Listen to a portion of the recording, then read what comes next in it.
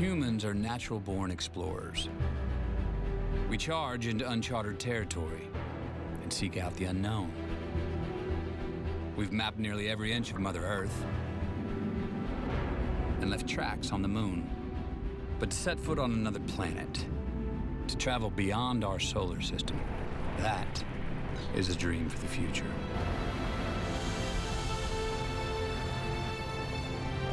A dream that comes to life in the feature film Interstellar. We must think not as individuals, but as a species. We must confront the reality of interstellar travel.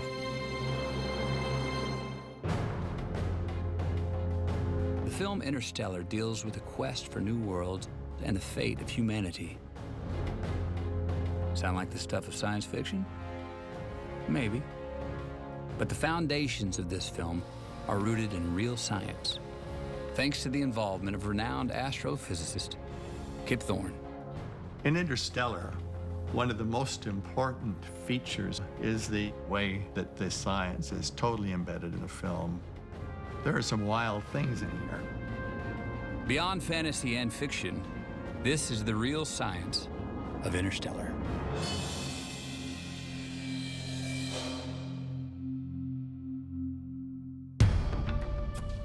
Space travel has been a staple of the movies from the very beginning, but the feature film Interstellar has a unique pedigree. It was inspired in part by the work of Kip Thorne,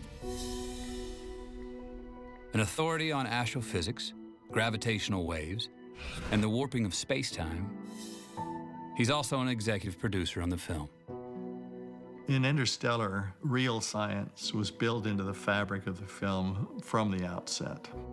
The other major players in this film, they all respected the science, and they worked with me to see that the science was well incorporated. Can you tell me what the easiest sort of definition of what a singularity is? Kip and myself meshed well in terms of trying to use current thinking, current scientific understanding to drive the narrative. The language we use, it's a place where the curvature of space and time gets infinitely high. So we're good, okay. And we just hope that the research that we've done, the conversations that I'd had over the years with Kip and that Chris had had with Kip, informed the narrative and that the audience would feel that. Why simply imagine, fantasize about things that might happen in space or on an interstellar journey? Why not actually look at the real science there? It's an Indian surveillance drone. Interstellar takes place in a future where living conditions on Earth threaten the survival of humanity. Now you need to tell me what your plan is to save the world. We're not meant to save the world. We're meant to leave it. One of the things that the film explores is, do we belong on Earth and should we be staying on Earth? And if there is anything else out there, should we be exploring that? Here we go. In the film, the crew seeks a new place to call home, a planet that can sustain life. Human life. Am I gonna make it? Yes, you are. Sounds like a job for the explorers of tomorrow. But the search for another Earth is happening right now.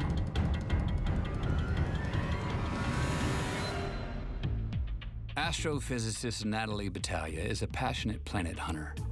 I think the only way that we're going to really understand our place in the galaxy is by looking at this broad picture and understanding the diversity of all planets.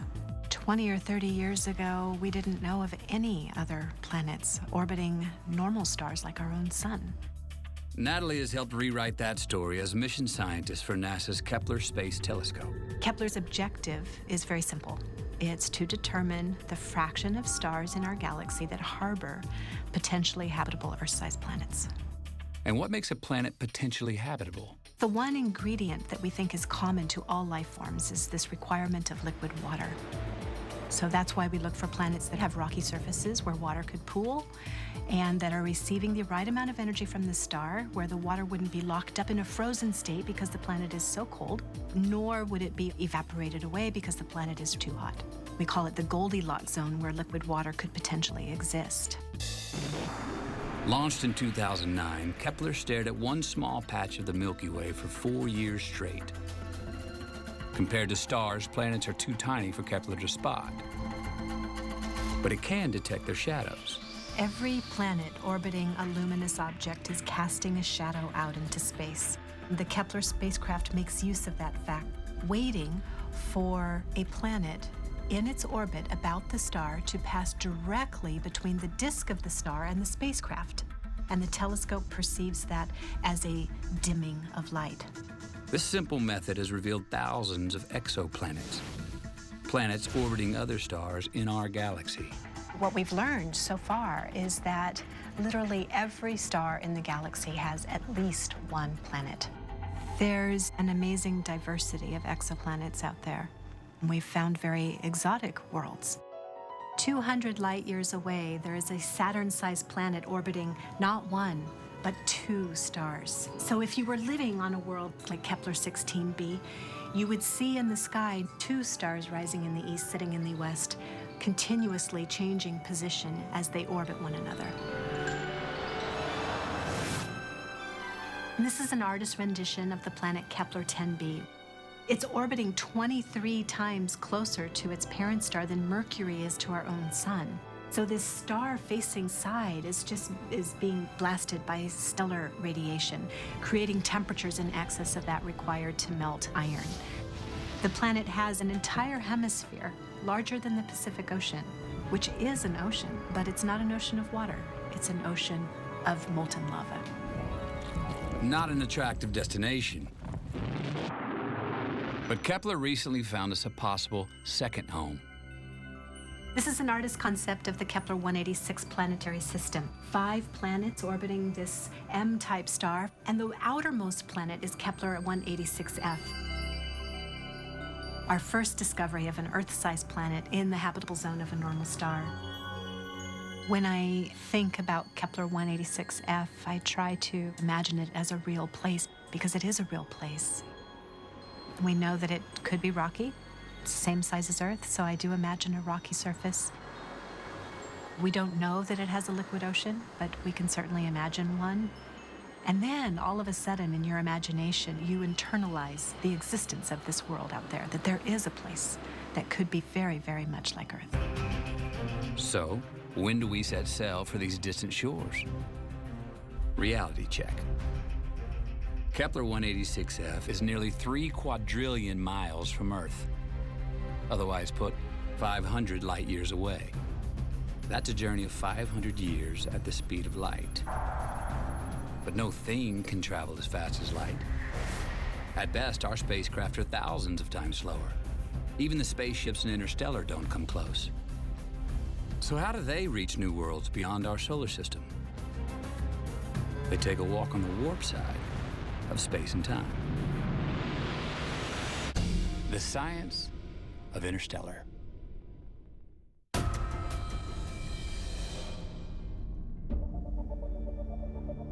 You have no idea when you're coming back.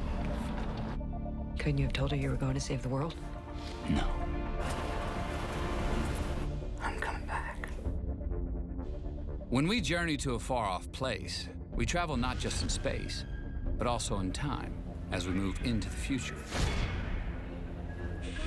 Until about a century ago, scientists believed that space and time were entirely separate. Theoretical physicist Sean Carroll explains how Albert Einstein overturned that idea. One of Einstein's great insights was that space and time are related to each other. Where you have space and you have time, Einstein says, actually there's only one thing, which we call space-time. And then he says this space-time thing, it's not just the stage on which all the action plays out. It's an actor itself. Space-time can change, it can move, it can bend, and it can warp. Einstein's theory of relativity states that space-time is like a flexible fabric. The objects embedded in it, the sun, planets, even us, warp that fabric.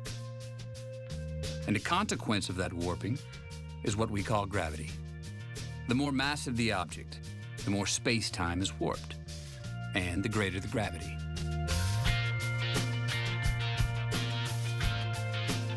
We feel gravity. The flexibility of space-time is harder to grasp on a gut level, but its effects are measurable. As Sean demonstrates, the greater the gravity, the more slowly time flows.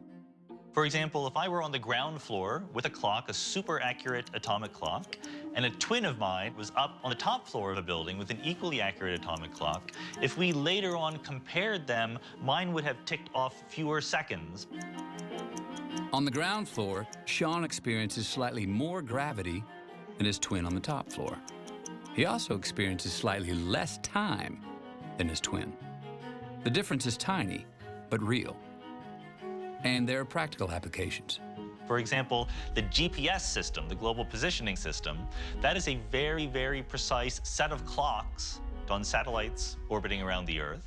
And that orbit is in a slightly different gravitational field than we are in down here. So the fact that time moves differently here on the surface of the Earth than in the satellite orbit is very, very important to getting the GPS to work correctly. Time on a GPS satellite clock advances faster than a clock on Earth by about 38 microseconds per day. So the system's computers correct for that. Motion also affects our experience of space-time. The best way to say it is just staying still means that you experience the most time that you can. Moving around and doing things means you experience less time. Let's revisit Sean at the wheel of his car and his twin on a park bench. If you move out on your car and then you come back, compared to the person who stayed behind, your clock that you took with you on that journey will have experienced a little bit less time than the one who stayed behind. We normally move too slowly to notice the effect. But if Sean could drive near the speed of light, he could race across the United States and back again 1,000,000 times and experience less than a second of time, while the twin he left behind would endure hours of waiting for Sean's return. In other words, Sean would have traveled into the future compared to his twin. This means things may get tricky in years to come as we build faster spaceships.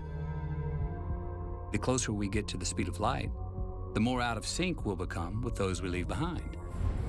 But the warping of space-time may also provide shortcuts that could make interstellar travel a snap. Wormholes.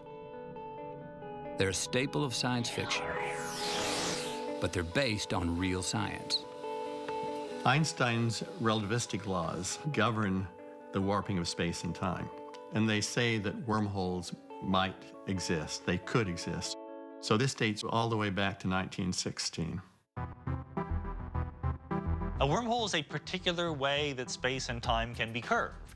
It's like adding a little tube that connects two parts of space. The basic idea is that if you're an ant and you live on the surface of the apple is your entire universe. You can go around the outside through the universe itself, or you can go through the wormhole. But Einstein's equations also predict that if wormholes do form in nature, they may be subatomic in size and exist for only fractions of a second before closing off. Theoretically, what would it take to keep a wormhole open and make it big enough to accommodate a spaceship? It turns out that in order to hold a wormhole open so it doesn't crunch off and kill you when you try to go through, that you have to have the wormhole threaded by a negative mass or negative energy. Einstein says mass and energy are equivalent. Almost all the forms of matter we know have positive mass and exert gravity. Negative mass would exert anti-gravity and repel the walls of a wormhole to keep it open. Strangely, it is true that negative energy can exist, and it's been created in the laboratory, but only in very tiny amounts. It would take vast quantities to prop open a wormhole large enough for a spaceship. But just maybe, in the future, engineers will devise advanced technologies to do just that. Today, it's an educated guess, maybe I should say a half-educated guess, that wormholes cannot exist in our universe, but we're far from sure of that. The truth is we just don't know right now. We don't understand the laws of physics well enough to say for sure whether or not wormholes are possible. But since they're not impossible, they're fair game for a filmmaker. I was very excited about the idea of focusing on a family who would be the pioneers who would experience some of the extraordinary features of astrophysics, particularly the idea of a wormhole that would allow us to travel to distant stars. To create a wormhole based on real science, visual effects supervisor Paul Franklin turned to Kip Thorne. The popular image of what a wormhole might look like is literally just a hole in space. Generally, it sits on an invisible surface. You can see stuff sliding down the sides and disappearing down the drain, as it were. And right in that first conversation, Kip showed me an image of that kind of classical fantasy image of these things and said, this is all wrong. This is not how it is. Kip worked out the scientific equations that define the wormhole and sent them to Paul's animators back in London. And so for the movie, I built a mathematical model of a wormhole based on Einstein's relativity equations. Paul, Kip, and myself, we discussed, okay, we'll visualize the thing, we'll simulate the thing exactly as the calculations say. And Paul Franklin and his team, they were thrilled to get algorithms that were the absolute latest, most interesting and up to the minute. Now we go to the other one. Well, the wormhole is a three-dimensional hole in space. And what do you get if you take a circle and sweep it out in 3 dimensions? You get a sphere. So the wormhole almost feels like a crystal ball hanging in space. I don't think anybody had ever really done this kind of visualization before. This is really unique. First time for me, as well as for you and the audience. Absolutely, yes. In Interstellar, crew members take a giant leap of faith when they plunge into a wormhole. You can't just think about your family. Now you have to think bigger than that. I am thinking about my family and millions of other families. Beyond that wormhole, the crew will enter the realm of the most extreme objects in the universe. Black holes.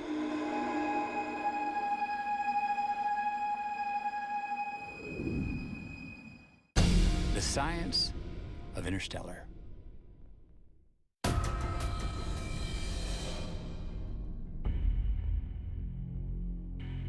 From Earth, a starry sky may seem a realm of timeless calm. But when we aim our most advanced tools at the universe, they capture displays of monstrous power and violence. Galaxies collide. Cosmic clouds of gas and dust spew radiation. Stars explode and die. For a filmmaker, space is full of dramatic possibilities. When you venture out into a story about a man against the elements, when that journey is interstellar, the possibilities for visualizing the threat against our protagonist become very much more exotic. You know, deep, deep space. It gives you a very, very fresh approach. Exactly. One of the greatest challenges for a crew on an interstellar voyage will be to navigate the dangers of black holes. Black holes were predicted by Einstein's equations, but physicists questioned whether they could really exist. A black hole is a strange beast. If this were a black hole, then instead of a rubber surface, it would have a surface that is made of absolutely nothing except warped space and time. It's a place where gravity is so strong that if anything falls into the black hole, it can never get back out. If you fall in, you can't send signals back out. Light can't get out from the interior. So you might ask, how would that ever happen? In outer space, you can get so much mass together, like in a supermassive star, that the gravity just becomes stronger and stronger and stronger, and eventually the pressure that matter exerts on itself can't keep up. And everything collapses, there's a big explosion, some of the stuff is blown away, but the rest of it collapses into a black hole. A black hole that spins on its axis drags the very space around it into a whirling motion that pulls stars and planets into orbit. Closer in, gravity increases like a riptide. At a boundary called the event horizon, gravity becomes so extreme that nothing can escape being pulled into the heart of the beast and lost forever. Black holes are simple, and yet they have a lot of character. It's almost like they can take on personalities. They can be picky eaters. They can be energetic. And what you're seeing and describing is really how the black hole interacts with the environment. UCLA astronomer Andrea Ghez Looks like this is Sagittarius star. is an expert on black hole detection. This one, I think it's that one there. She played a key role investigating what had long been a scientific hunch, that a huge black hole lives at the center of the Milky Way. It's looking good. Astronomers knew the heart of our galaxy was buzzing with gas, dust, and millions of stars. Some powerful force appeared to be driving this hubbub. Could it be a black hole? Ground telescopes just couldn't produce sharp images of the region. Then a technique called adaptive optics vastly improved the view. So this is what looks like before you use any advanced technology. It's a blurry mess, and now you can see the individual stars with adaptive optics turned on. So each point of light here is associated with an individual star.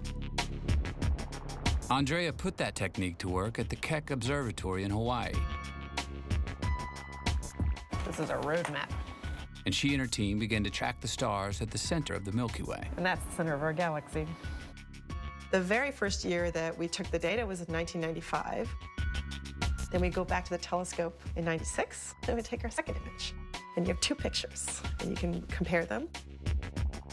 Andrea wanted to see if the stars were orbiting a single source of gravity, but stars can take years to complete an orbit. So it was really important that we kept going. And by 2000, we finally started to see the stars curve. In other words, the gravitational influence of the black hole had made those stars go from straight lines to starting to bend. Measurements were precise enough to see that curvature. Year by year, Andrea and her team built their case. This animation represents 20 years of work, and it tells you that there is a black hole and exactly how massive it is. Andrea's painstaking project revealed a monster with more than 400 million times the mass of our sun at the center of our Milky Way. Today, scientists are hunting black holes with new tools. Caltech astrophysicist Fiona Harrison scans the skies with NuSTAR, a telescope that looks at the universe in high-energy X-rays. The black hole itself doesn't emit light, but dust and gas falls onto the black holes, and in doing so, it heats up, and it emits X-rays. NuSTAR captures black holes in the process of feasting on matter, and the telescope is spotting them all over the place. It's really only 10, 20 years ago that we thought black holes were rare. We now know that every galaxy, like our Milky Way, has a massive black hole at its heart.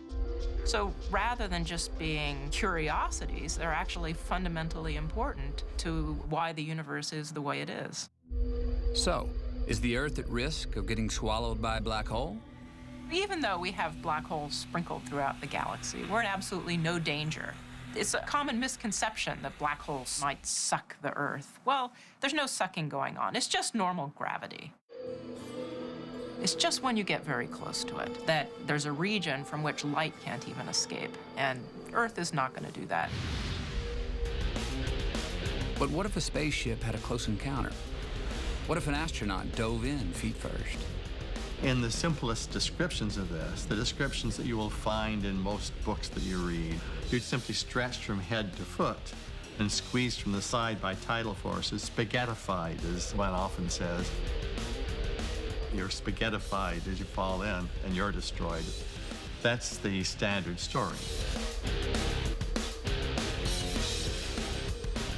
The truth is, all the laws of physics that we know break down in the heart of a black hole.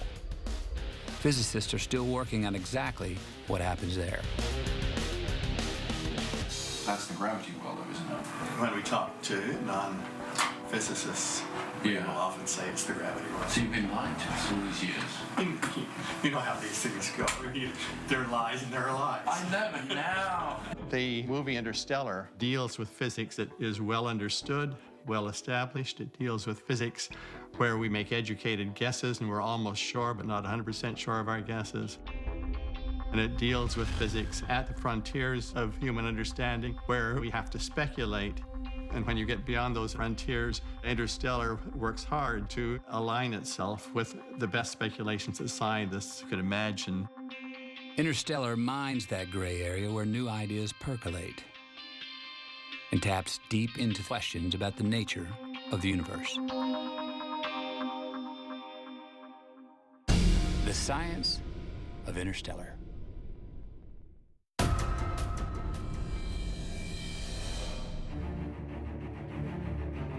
In Interstellar, telescopes on Earth first detect the presence of a wormhole. It shows up as a gravitational anomaly that distorts the view of space. We made the wormhole not have all that strong a gravity. But why wormhole? Because then you have a reason for your trip around.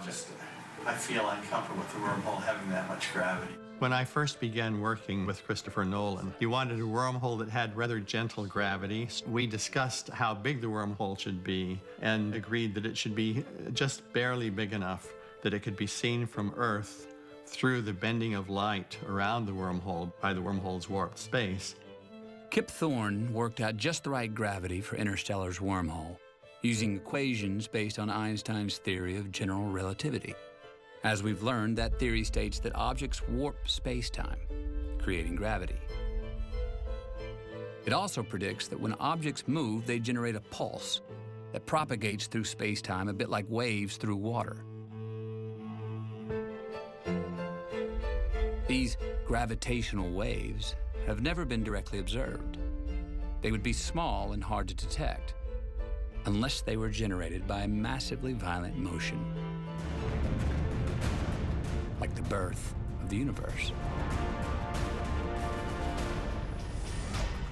Physicists developed their Big Bang theory in part by observing that today the universe is expanding. Galaxies are moving away from each other like raisins in a rising loaf of bread, which suggests that in the distant past, the universe must have been much smaller. If you wind the movie backwards, in the past, everything was closer together. And you plug that idea into the equations that Einstein gives us.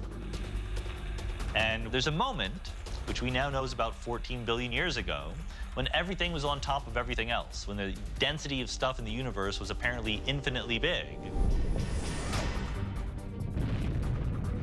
Then a powerful force triggered an expansion of space itself, faster than the speed of light, a theory called cosmic inflation.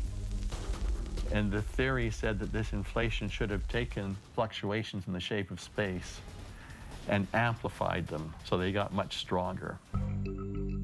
And they become gravitational waves, producing ripples in the fabric of space and time. If we could detect those ripples today, it would help us understand how the Big Bang banged. The trick was always, how are we going to measure such a thing?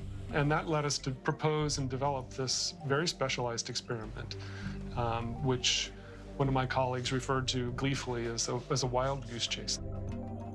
Caltech physicist Jamie Bach works in experimental cosmology. Experimental cosmology is building experiments, trying to get back to the dawn of time. You need a hand on that? The focus of his latest experiment was the oldest light in the universe, the faint afterglow of the Big Bang. Physicists have mapped this cosmic microwave background across the universe. If the birth of the universe produced gravitational waves, they would have warped this primordial light and caused it to be polarized or curled in a specific direction. If one could measure that polarization and then not only measure it, but look at its pattern, there might be a kind of a swirly pattern that would be an indicator of gravitational waves. Jamie and his team designed a series of small, super-sensitive telescopes that they installed where the skies are crystal clear at the South Pole. The South Pole is the closest we can get to outer space to make our measurements. For 8 years, the team's telescopes scanned a patch in the sky, measuring minute differences in the temperature of the cosmic microwave background, and a pattern emerged. Our results reported that we see this swirly pattern of polarization that's consistent with what you expect from gravitational waves. So they didn't really see the gravitational waves from the early universe, but they saw this polarization pattern that was precisely what was predicted, except that it was stronger than expected. It tells us what went on immediately after the Big Bang, when the universe was a trillionth of a trillionth of a trillionth of a second old. So it's seeing almost the creation of the universe. The finding must be confirmed by other experiments. If it holds up, this will be the first evidence for detection of the gravitational waves predicted by Einstein. To contemplate the mysteries of space, time, and the universe can make a person feel mighty small. Maybe it's best to lower our sights, hunker down, and focus on planet Earth. But that's not really an option for humanity in the long run. Interstellar depicts a future where living conditions on Earth are grim. There's only one solution. Now you need to tell me what your plan is to save the world. We're not meant to save the world. We're meant to leave it.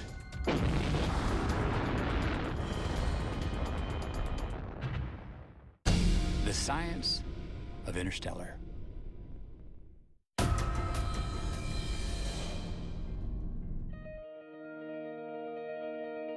This blue oasis is the only place we know that supports life.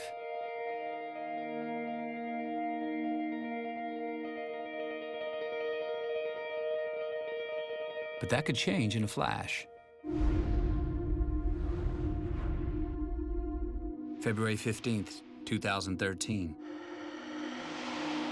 A meteor shining brighter than the sun streaks across Siberia. It's a rock 65 feet in diameter, and when it explodes in midair, it releases more than 20 times the energy of the bomb dropped on Hiroshima.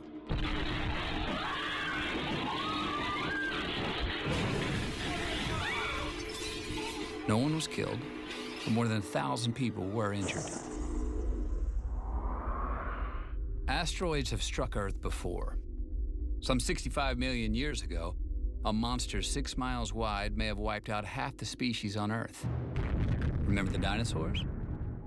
A similar impact, or worse, could happen any time and turn our blue marble into a lifeless rock.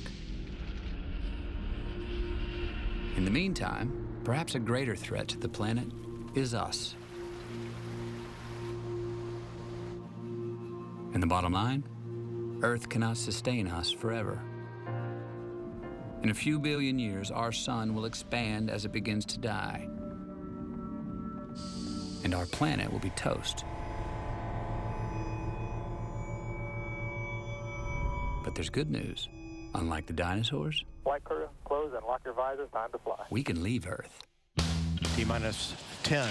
9, ignition sequence start. 6, 5. 4, 3, 2, 1, 0.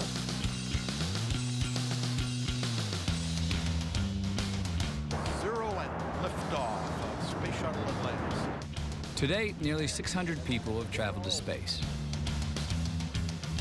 During the shuttle era, Marcia Ivins made the trip 5 times. In order to record all of this, we have created this wiring nightmare here. At Kennedy Space Center Visitor Complex, she checks in on an old friend.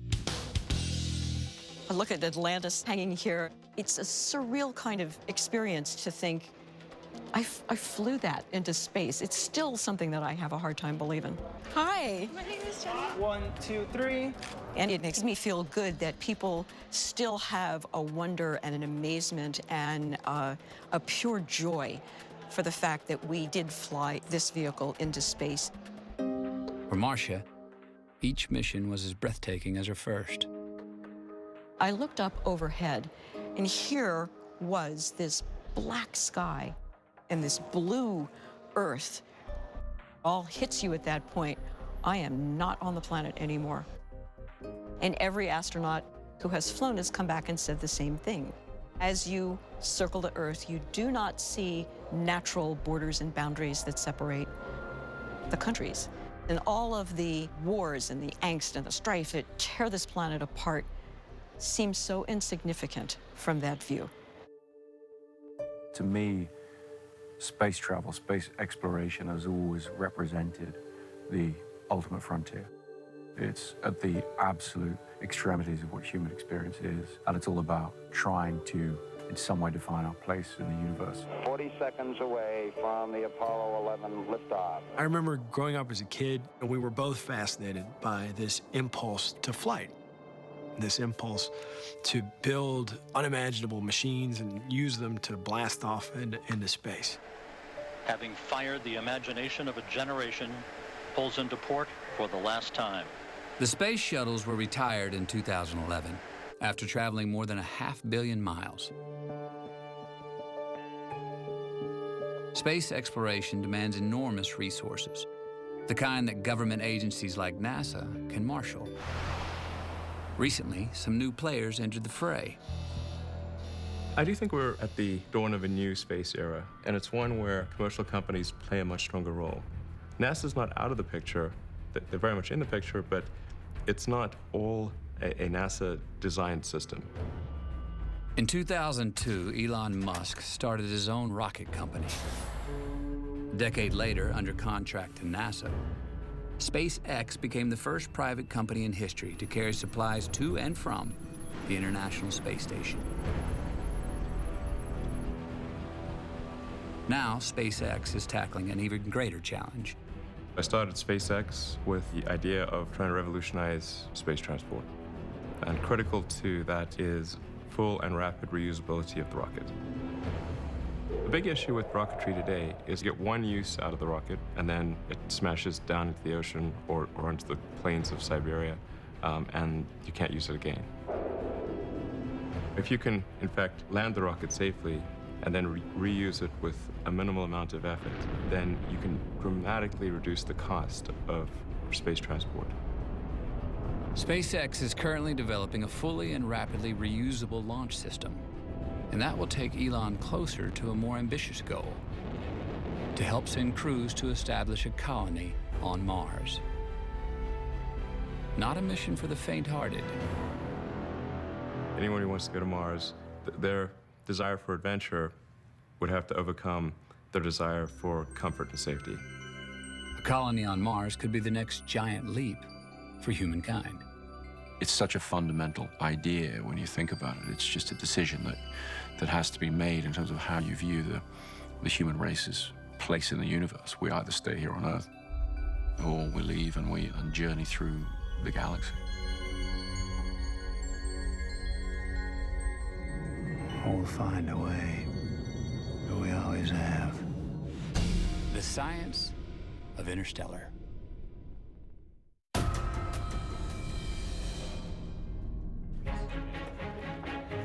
To create the look of the space technology in Interstellar, Christopher Nolan took a clear design approach. We didn't want to have anything that felt purely decorative. We wanted to approach it from a much, much more functional point of view. Just be as convincing as possible, looking at the NASA technology that exists today, the International Space Station, these kind of things as our influences. There's no telling how space technology will evolve in years to come. We may be decades away, or longer, from establishing a colony on Mars, or a permanent habitat in orbit around the Earth. But people around the world are dreaming of that next step. At a recent space conference, NASA and the National Space Society handed out awards to dozens of forward-looking designs. A self-sustaining settlement for 20,000 people. A moon base that mines minerals from lunar soil.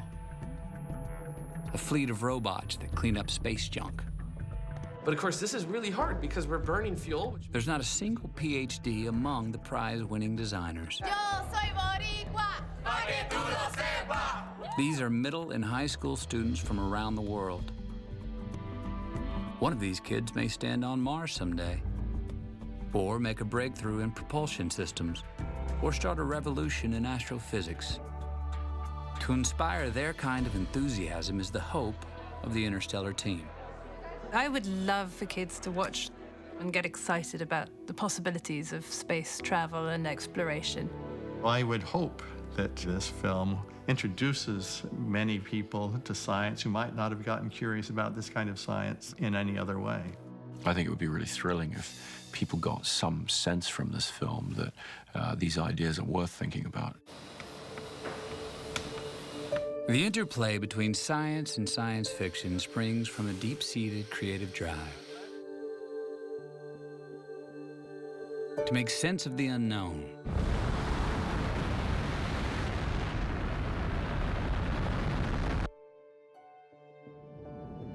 to engineer new worlds,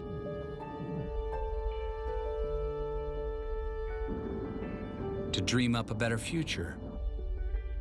We'll find answers where we always have, just beyond the next horizon.